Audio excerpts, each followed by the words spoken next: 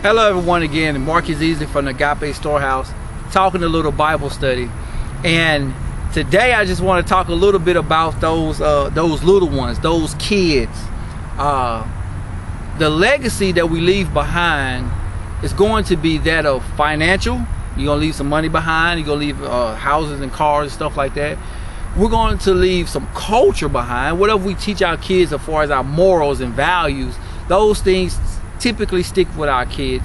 And we also can leave our God behind, whether we believe God or we don't believe God, or we've learned whatever we've learned, we kind of pass on.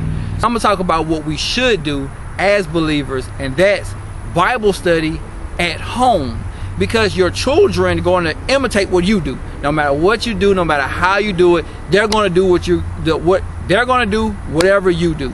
If they see you smoking, they want to try it. See you drinking, they want to try it. They see you use profanity, they're going to try it. They see you worshiping God, they're going to try it. Whatever you're doing, they're going to try it. And most parents can say, yes, I can agree to that. So if we take Bible study and we put it in our home, not only will we learn, but they will learn. And they will grow and we will grow. And that's going to be the catapult to take them to the next level. Because if we don't, and we leave them to their own devices, and we leave them to their smartphones and the internet and YouTube and all these other things, they will teach them.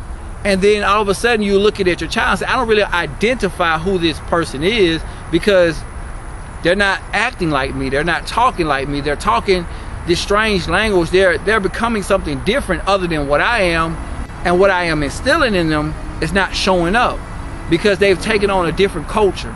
A hip-hop culture, or a social media culture, or a skateboarding culture, or whatever culture that they decide to attach themselves to. And a lot of kids are into gangs and things of that nature. So what we have to do as parents and as believers is have Bible study at home. And it's very important that we instill our God into our children, so therefore they can face the temptation, they can face against the bullies, they can face against all the things that come in their way. Because we don't see it, we don't know, we're not with them, we're not a part of everything they do. So therefore, they're going to have to make a decision whether to curse or not, drink or not, smoke or not, get pregnant or not, sex or not. All these different things, they're going to have to make the decision. A lot of times, you are not going to be there. So when you are there at the home, we want to be able to have the Bible study at the house to grow our kids up in faith, grow our kids up in the Word of God. We can't have Bible study at home if we don't know the Bible. It's kind of hard to pass our God to our children if we don't know our God ourselves.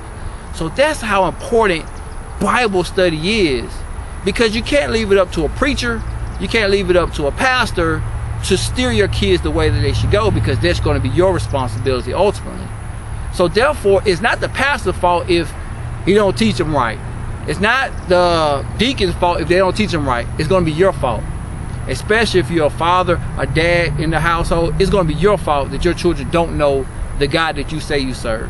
It's your fault. So the only way that we can relieve this burden and be able to teach our kids at home is to take the time to put ourselves in Bible study and to study the Word and see what the Lord is saying to us about our home.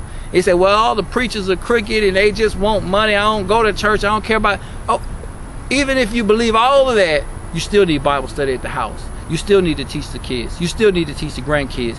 There's no way around it, because if we can't allow the television to teach them, the internet to teach them, their friends to teach them, or sometimes even pastors and teachers to teach them the right thing, it's on you. It's on you to instill your God into them.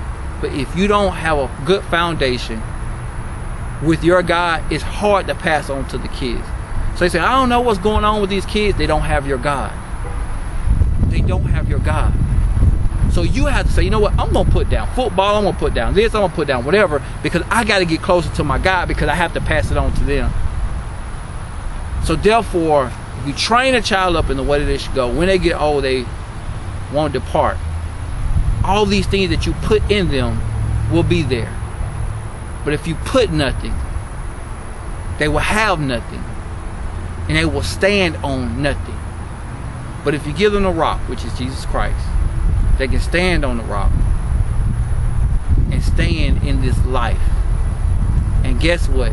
If you instill your God into your children and teach them how to instill it into their children and teach them how to instill it into their children, your decision to go to Bible study and learn the Word of God will impact generations. You impact generations because of your willingness to get into the Word of God. Thank you. I appreciate you. Hopefully see you out this Saturday, 7 p.m. at 402 26th Avenue at the Agape Storehouse South location. God bless you.